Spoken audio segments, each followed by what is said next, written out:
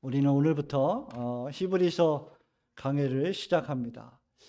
히브리서 강해를 시작하는 이유는 코로나 시대에 다시 우리가 교회로 모여 하나님을 예배하고 하나님의 말씀에 집중하는 이 일에 있어서 히브리서만큼 좋은 성경은 없다고 생각하기 때문입니다.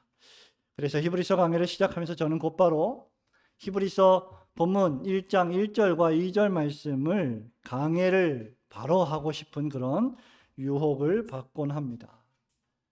그 이유는 히브리서가 우리가 믿는 위대하신 하나님의 아들 예수 그리스도의 우월성에 관한 말씀이기 때문입니다. 그 어떤 신약 성경보다도 그리스도께서 우월하시며 그리스도가 하신 사역으로 충분하고 죄인들이 구원을 얻기 위하여 지옥으로 향하여 달려가고 있는 사람들이 하나님의 나라인 천국으로 그 방향을 받고 달려가기 위해서는 예수 그리스도를 믿어야만 한다는 것을 히브리서보다 더 잘 보여주는 성경은 없을 것입니다. 구원을 얻기 위해서뿐만 아니라 우리가 인생을 살아가면서 만나는 여러 가지 어려움들, 문제들, 해결할 수 없는 그런 난제들을 위해서도 바로 이 우월하신, 훨씬 뛰어나신 예수님을 온전히 믿어야 한다는 것을 히브리서 성경만큼 아주 잘 강조하는 성경도 없을 것입니다. 그럼에도 불구하고 히브리서는 오랫동안 쉽지 않은 편지로 여겨졌습니다. 히브리서를 우리가 온전히 이해하려면 구약 성경에 정통해야 하고 적어도 구약 성경의 주요 줄거리들을 다 알고 있어야 하고 특별히 레위기 말씀을 잘 이해하고 있어야 합니다. 즉 구약 성경을 잘 모르면 신약 성경, 특별히 히브리서 말씀에 아주 주옥과도 같은 그런 정수를 맛보기에는 매우 어려움이 있다는 말입니다.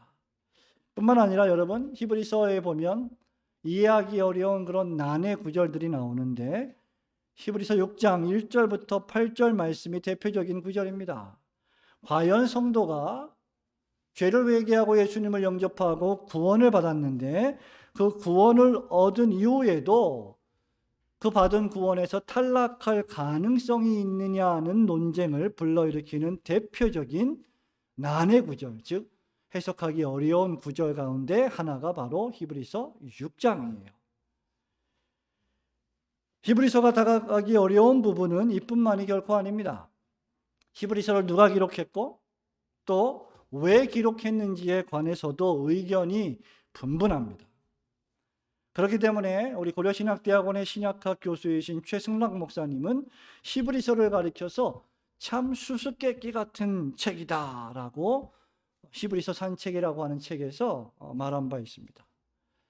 저는 사실 제가 지금까지 말씀드린 모든 문제들을 다 뒤로 하고 바로 은혜로운 이 하나님의 말씀 강해로 직접 1절, 2절을 뛰어들고픈 마음이 드는 것도 바로 이 때문입니다. 때로 논쟁과 주장은 은혜보다는 의심을 낳기도 합니다. 믿음과 경건보다는 우리의 마음속에 의심과 불신을 불러일으키는 도구가 되기도 합니다. 그렇기 때문에 저는 여러 논쟁적인 문제들을 이 수요일 날 학문적인 차원에서 깊게 다루지는 않을 것입니다.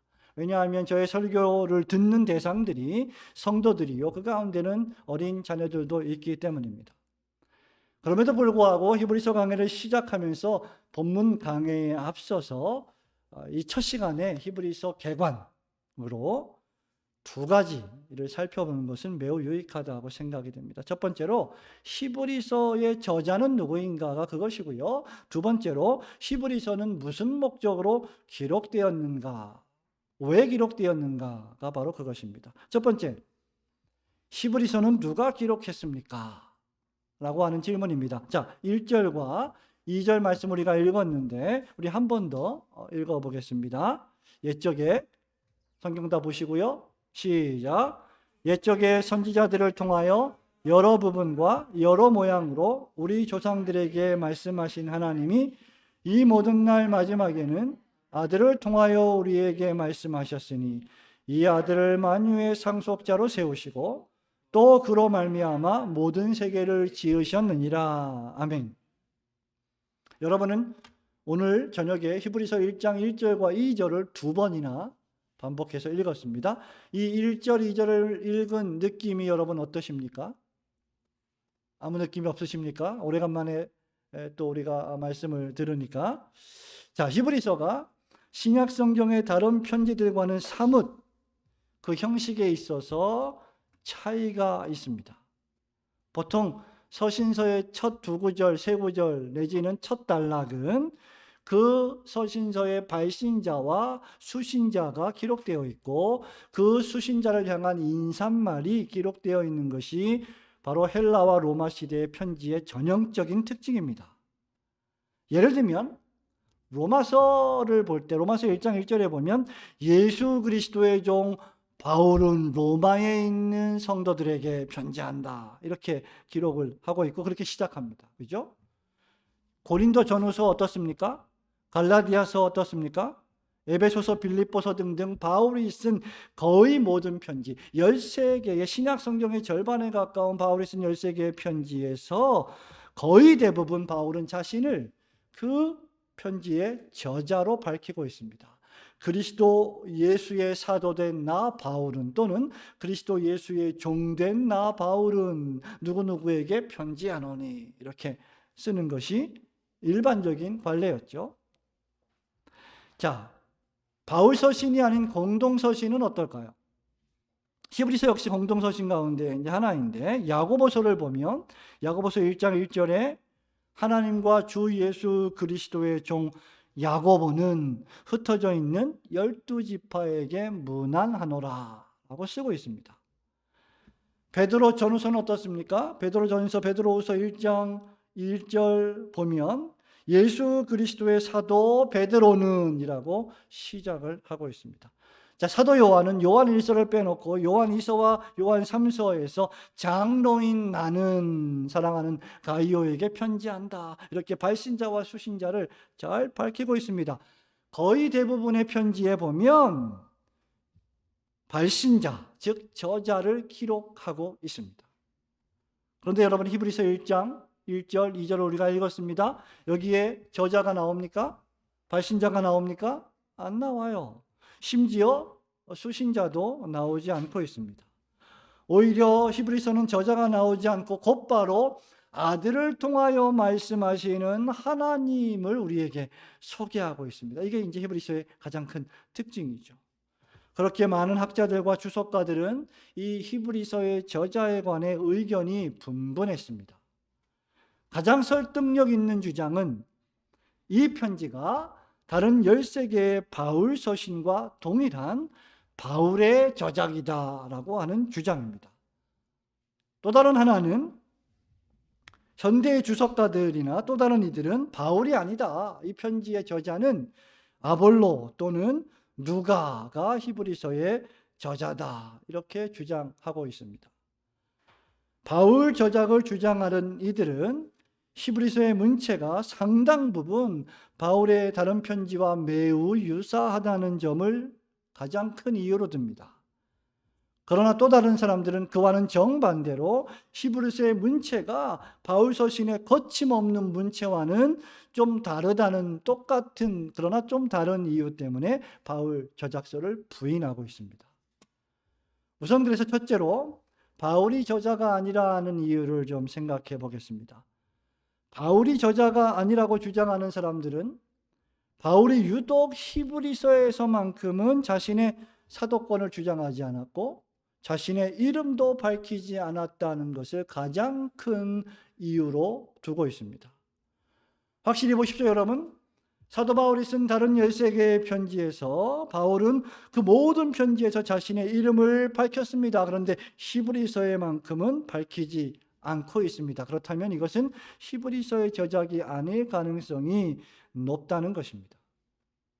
또한 히브리서에 기록된 헬라어 문체가 저와 여러분들은 헬라어에 아주 정통한 사람들이 아닙니다만은 이 헬라어에 정통한 학자들이 볼 때 이 히브리서에 기록된 헬라어 문체가 다른 바울의 13개의 편지에 비해서 월등히 고상한 문체로 기록되어 있다. 그래서 뭔가 좀 다른 편지와는 차이가 있다라고 주장을 합니다.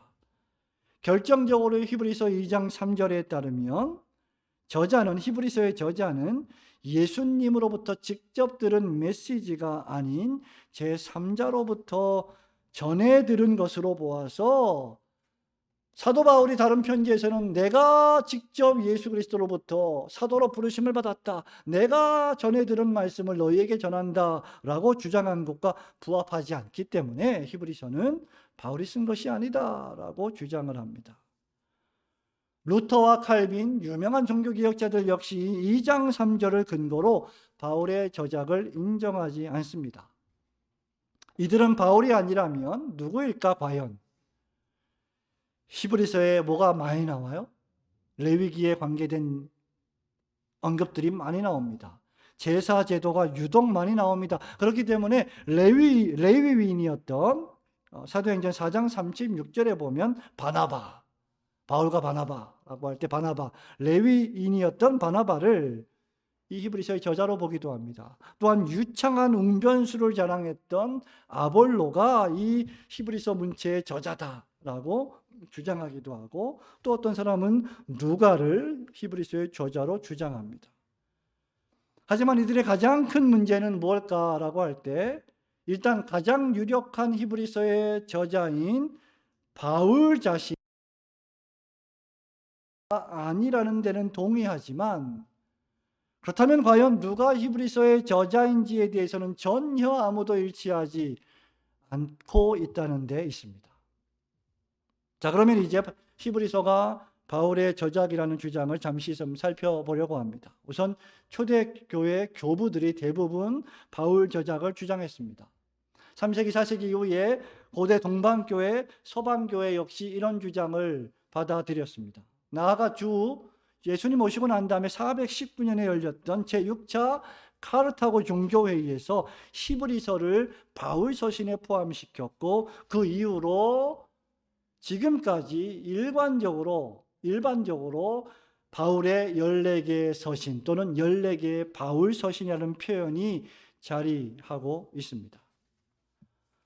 또한 히브리서의 여러 내용과 바울 서신과의 유사성을 볼 때 바울 저작이 옳다라고 사람들은 주장합니다.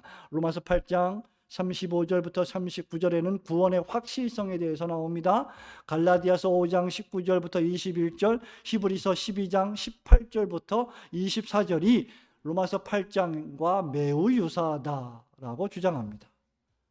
또 로마서 8장 15절 16절에 보면 우리에게 주시는 성령의 영으로 말미암아 우리가 하나님을 아바 아버지라고 부를 수 있고 성령께서 그거를 증언하신다라고 했는데, 히브리서 10장 15절에서도 성령의 증언이라고 하는 유사한 표현이 등장합니다. 바울은 이방인의 사도였지요. 그러나 히브리서의 수신자인 히브리인들인 이스라엘 자손들에게 또 유대인들에게 복음을 전하기 위하여 하나님이 택하신 그릇이다라고 사도행전 9장 15절은 기록하고 있습니다. 그러니까 히브리서의 수신자가 유대인들이고 히브리인들인데 이방인의 사도로 부르심을 받은 바울이 이 편지를 썼을 리가 없다라고 하는 주장은 설득력이 없다는 것이죠.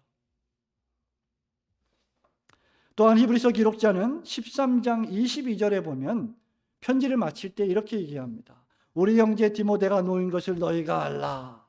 이렇게 말하므로 바울의 영적 아들 디모데를 언급함으로 이 히브리서가 바울의 저작이다라고 하는 것을 더욱더 지지해 줍니다. 마지막으로 여러분 히브리서 마지막 장 마지막 절을 한번 살펴볼까요? 여러분 13장 펼쳐보실래요? 13장 25절입니다. 자, 같이 읽어봅니다. 시작. 은혜가 너희 모든 사람에게 있을지어다. 이렇게 인사하고 있습니다. 여러분, 이것은 바울의 전형적인 인사말입니다. 바울이 매 편지를 끝날 때마다 은혜와 평강이 너희에게 있을지어다 또는 은혜가 너희에게 항상 있을지어다 이런 표현으로 편지를 끝내죠. 그럼에도 불구하고 여전히 의문은 남습니다. 과연 13개의 편지에 다 자신의 이름을 밝혔던 바울이 이 편지의 저자라면 왜 유독 히브리서에서는 이름을 밝히지 않았을까? 왜 생략했을까? 아더 핑크 목사님은 이에 대해서 바울이 회심한 히브리인들에게 주어진 편지를 히브리서로 썼기 때문에 히브리인들, 유대인들에게 선입견을 갖지 않게 하려 했을 것이다 라고 추측합니다. 또 다른 사람은 그 당시에 유대인의 극심한 핍박과 적대감 때문에 바울이 자신의 이름을 밝히지 않았다라고 말하고 있습니다. 이상의 견해들을 볼 때 여러분, 그 어느 것 하나도 누가 히브리서를 썼는지 완전히 확신할 수는 없습니다. 왜? 성경이 그것을 정확하게 명시적으로 말하고 있지 않기 때문이죠. 그래서 학자들도 이럴 것이다, 저럴 것이다 라고 말하지 절대로 이렇다라고 말하지 못하는 것입니다. 이에 대해서 초대교부였던 주후 3세기의 실존 인물인 오리겐, 보통 우리가 오리겐이라고 부르는데요. 오리게네스, 원문대로 하면 오리게네스이죠. 오리게네스가 이렇게 말합니다. 이 히브리서에 대한 글을 썼는데 이렇게 말합니다.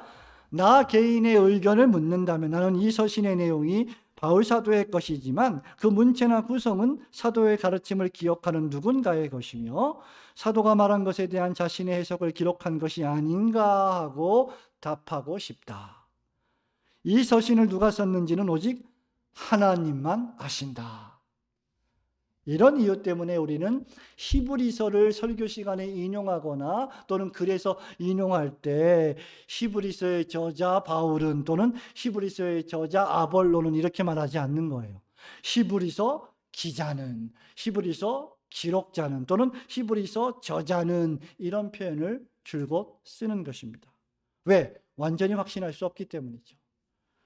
저 역시 히브리서의 내용이 의심의 여지 없이 사도 바울의 그것과 매우 유사하고 일치하지만 바울이 직접 이 편지를 쓴 것인지는 오직 하나님만 아신다는 오리게네스의 주장에 동의하는 바입니다.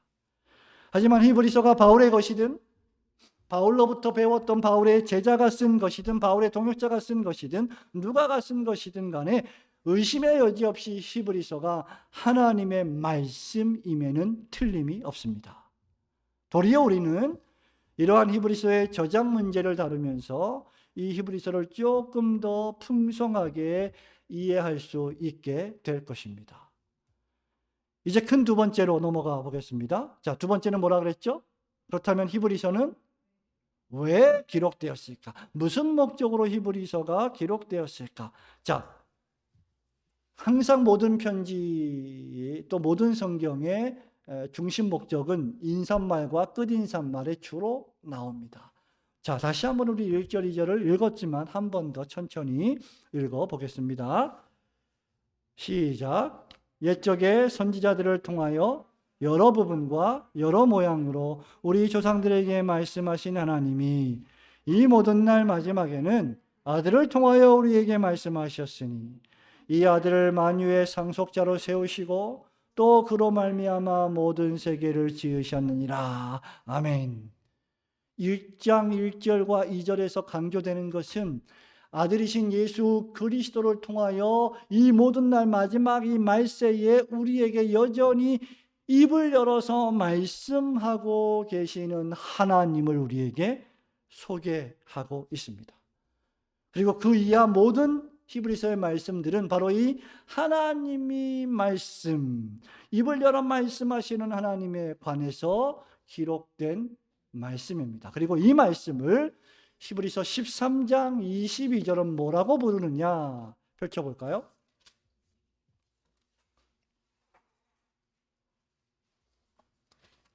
(13장 22절입니다)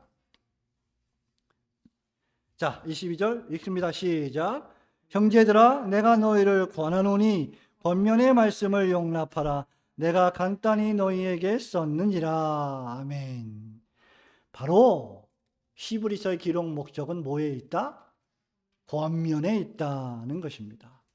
히브리서의 기록 목적은 히브리서를 받는 수신자와 관계가 있습니다. 히브리서의 수신자에 관한 문제 역시 저자의 문제로 매우 의견이 분분합니다. 저자 문제로 마찬가지로 의견이 분분한데 크게 두 가지로 압축합니다.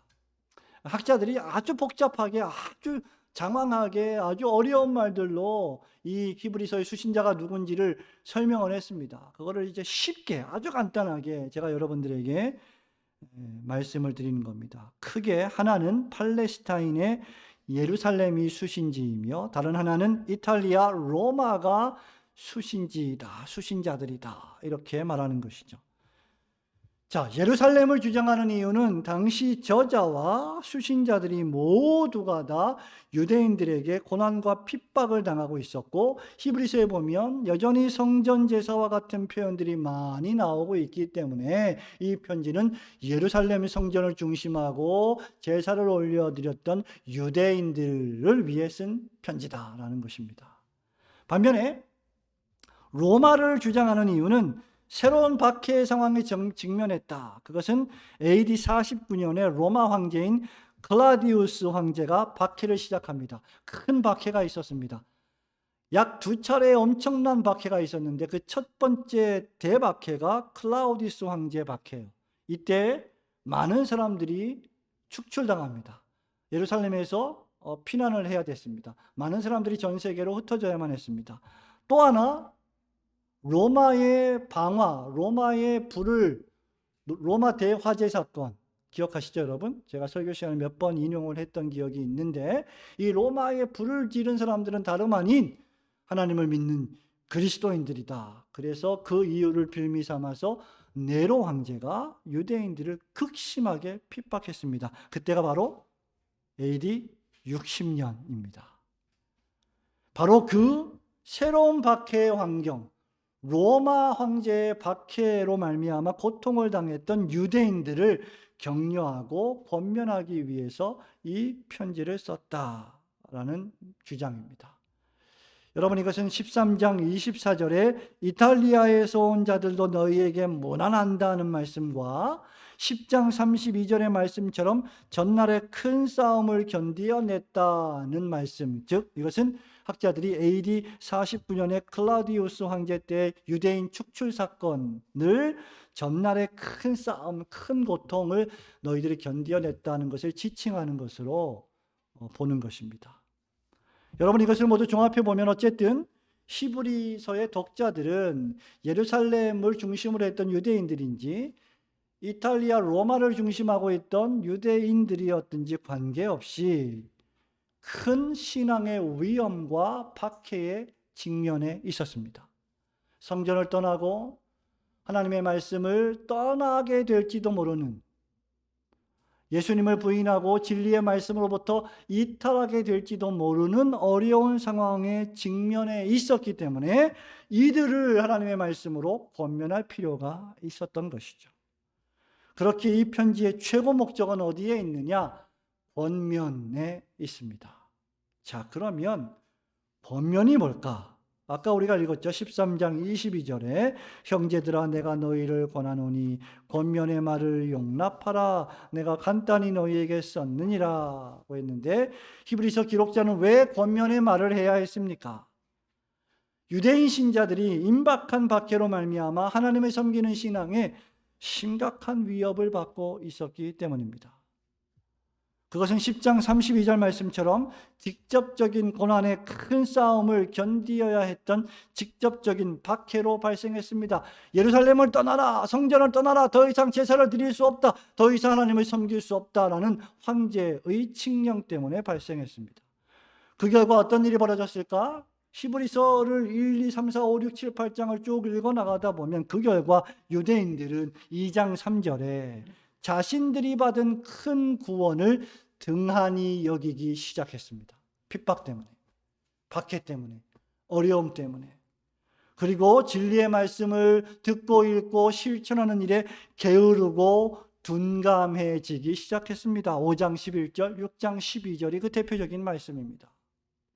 너희가 고기를 먹어야 되는데 고기는커녕 지금 젖이나 물고 있으니 아직도 너희들이 너무나 신앙이 미성숙하고 어리다. 이제는 다른 사람을 가르쳐야 할 터인데 너희들이 아직도 신앙의 초보에 머물러 있구나 라는 책망을 받아야만 했습니다. 그 결과 어떤 일이 또 벌어졌습니까? 그들 가운데 살아계신 하나님께서 하나님에게로부터 떨어지는 자들, 즉 배교하는 자들이 생겨났습니다. 3장 12절.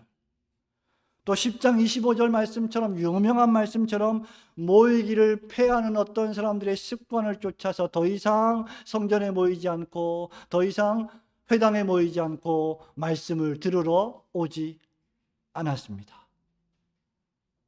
히브리서 기록자는 이런 자들을 가리켜 뭐라고 부르느냐? 여러분 2장을 펼쳐보실까요? 2장 1절. 2장 1절 시작. 그러므로 우리는 들은 것에 더욱 유념함으로 우리가 흘러 떠내려가지 않도록 함이 마땅하니라. 그 결과 흘러 떠내려가는 사람들이 많이 발생했다는 거죠. 여러분, 이것은 두 가지 의미로 해석할 수 있습니다.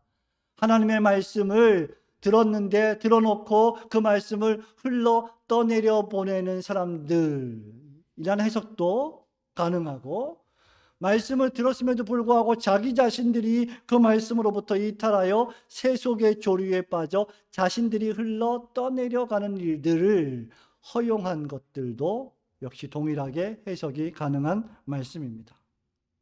바로 이런 이유 때문에 히브리서 기자는 박해로 말미암아 믿음에서 이탈하려 하는 자들을 권면할 필요가 있었습니다.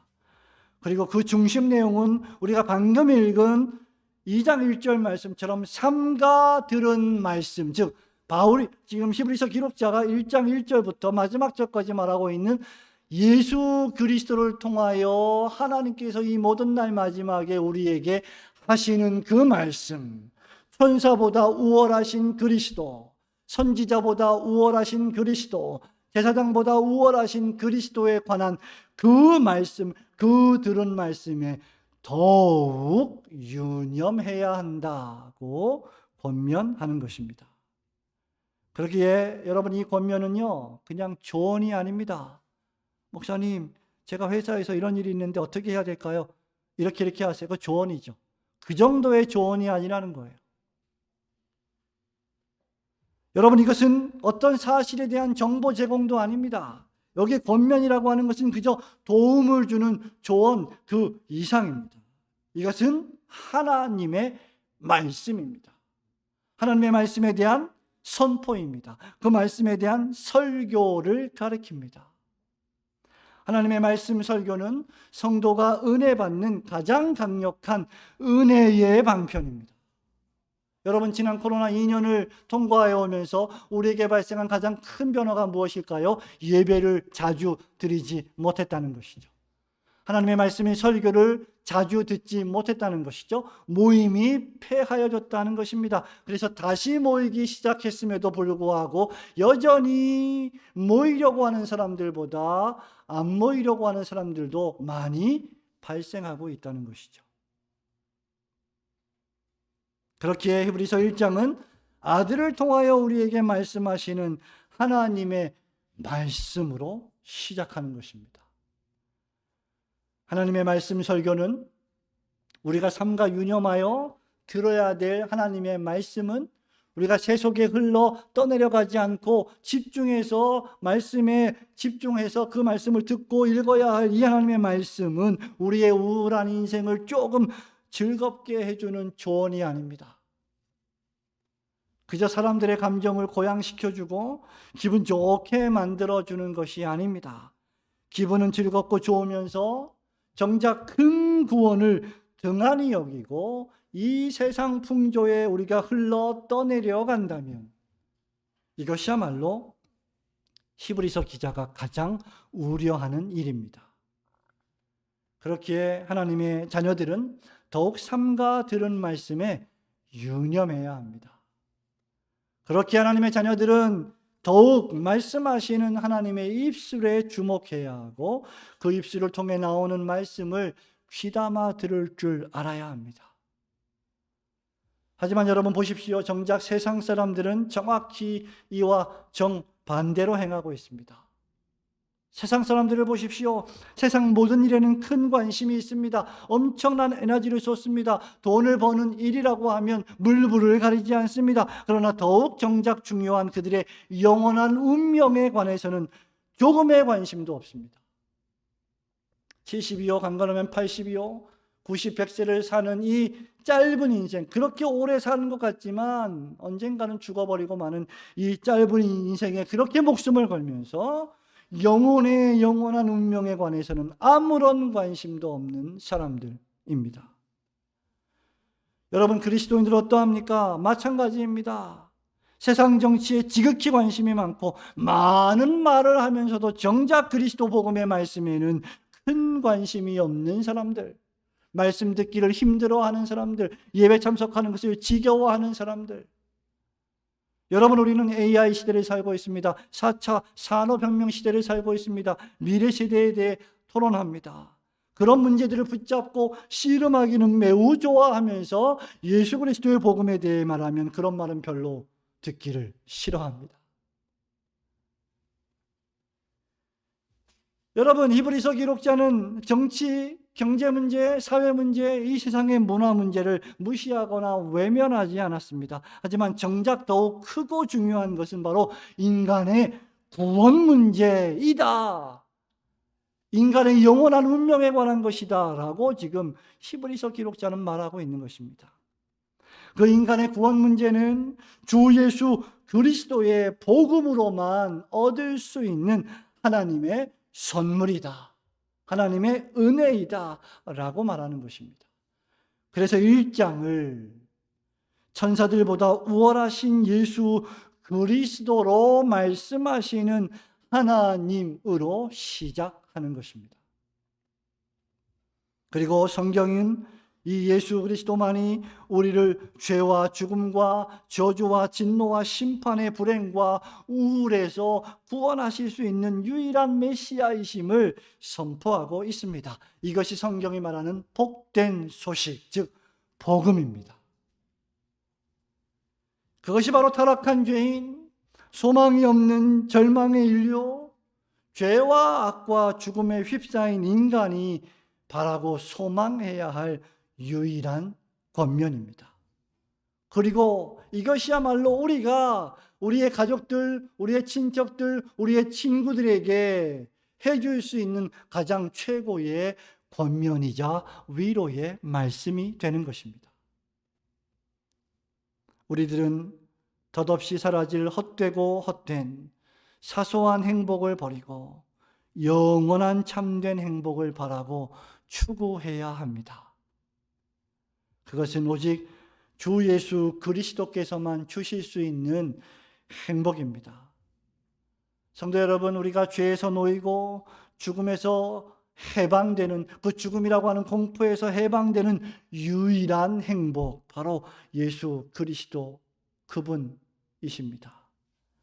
그러므로 우리에게 가장 시급히 요구되는 것은 여러분의 인간적인 행복 추구를 버리고 사시고 참되신 하나님을 알게 해달라고, 그 하나님을 믿게 해달라고, 그 하나님이 준비하신 그 큰 구원의 비밀을 내가 받아 누리게 해달라고, 경험하게 해달라고 간청하고 간구하는 것입니다.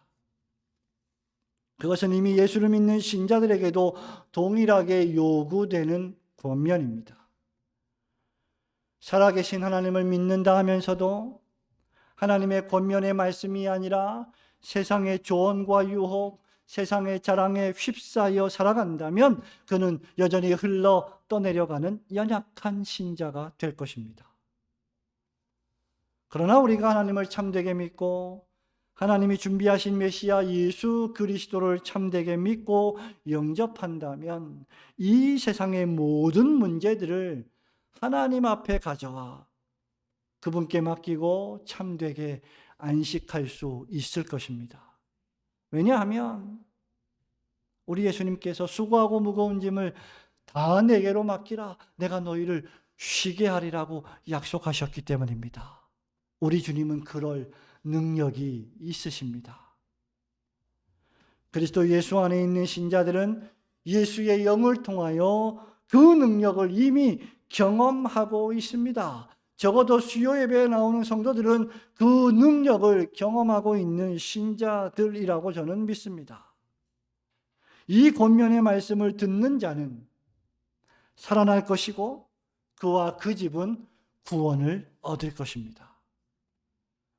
그러나 이미 들은 말씀에 유념하지 않고 한 귀로 듣고 한 귀로 흘려 떠내려 버리고, 주일날 말씀을 들었음에도 그 말씀을 저 멀리 버려버리고 일주일 동안 말씀과 아무런 생각 없이 상관없이 살아간다면, 이 큰 구원을 등한히 여긴다면 우리는 세상의 조류에, 너무나 신속하게 바뀌고 또 바뀌는 세상의 조류에 휩싸여 흘러 떠내려가게 될 것입니다.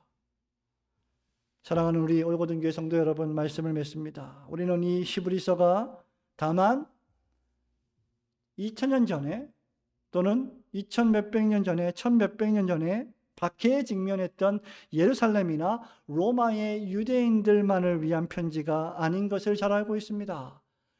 하나님의 말씀은 오고 오는 모든 교회를 위한 말씀입니다.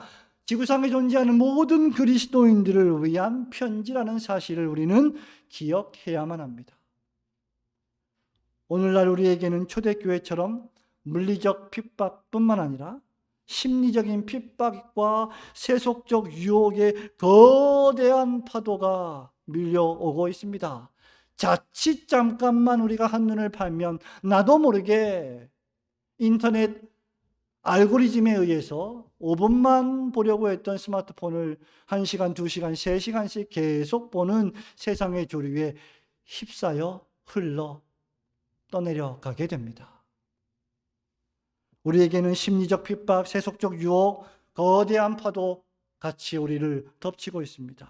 정신을 차리지 않으면, 깨어 근신하지 않으면 언제 어느 때 흘러 떠내려갈지 모릅니다. 베드로전서 5장 8절에서 베드로가 말합니다. 자신이 경험한 거예요. 사단 마귀가 우는 사자와 같이 두루 다니며 삼킬 자를 찾나니. 삼가 들은 말씀에 유념하지 않았던 베드로는 예수님께서 십자가에 못 박히시기 전에 3번씩이나 예수님을 부인하는 사단 마귀의 유혹에 휩싸여 버렸습니다. 하지만 우리에게 소망이 있습니다. 그것은 무엇입니까?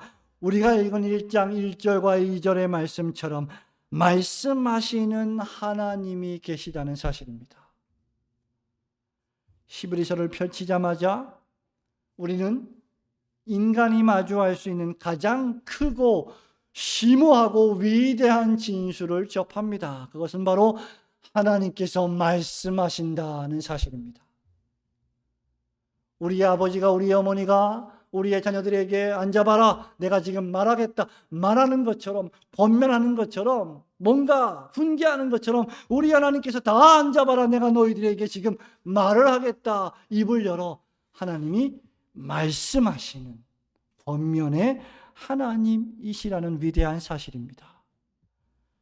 성도 여러분, 하나님은 창세기 1장 1절에서 태초에도 말씀하셨습니다. 구약시대에도 선지자들을 통하여 말씀하셨습니다. 신약시대에도 사도들을 통하여 말씀하셨습니다. 그리고 오늘날 우리에게 구약과 신약 성경 완성된 하나님의 계시의 말씀을 주셨고, 이 말씀을 통하여 우리에게 말씀하십니다. 마지막 날 예수 그리스도를 통하여 우리에게 말씀하십니다. 그리고 매주일마다, 모일 때마다, 예배 때마다 설교를 통하여 우리에게 권면하시고 또 경고하십니다. 이것을 우리 구원의 방편으로, 그리고 우리가 은혜 받는 가장 최고의 방편으로, 그리고 교인들을, 성도들을 양육하는 최고의 수단으로 하나님께서 우리에게, 교회에게 허락해 주셨습니다. 비록 우리가 여전히 예수님을 믿는 신앙인으로 살아가기에 힘든 세상에서 살고 있지만, 우리는 하나님께서 말씀하셨고 말씀하고 계시고 또 앞으로도 계속해서 말씀하실 그 말씀을 읽고 듣는 일에 유념하며 살아가야 합니다. 우리가 삼가 들은 말씀에 유념하지 않는다면 마치 마태복음 13장 22절, 마가복음 4장 19절에 기록된 것처럼 가시떨기의 말씀이 씨앗이 뿌려졌다는 비유처럼 세상의 염려, 재물의 유혹과 기타 욕심으로 인해 그 말씀을 흘러 떠내려 버리고 결실을 맺지 못하게 될 것입니다. 앞으로 우리는 히브리서의 독자들이 흘러 떠내려가지 않기 위해 반드시 삼가 유념하며 정신을 차리고 들어야만 했던 그 말씀의 핵심 내용이 무엇인지를 언제가 될지 모르겠지만, 언제까지일지 모르겠지만 약 10주 내지 12주 내지 길면 20주가 될지 모르겠습니다만은 그 정한 기간 동안에 그 말씀을 살펴보면서 우리를 향하신 하나님의 놀라우신 구원의 은혜를 계속 나눌 것입니다.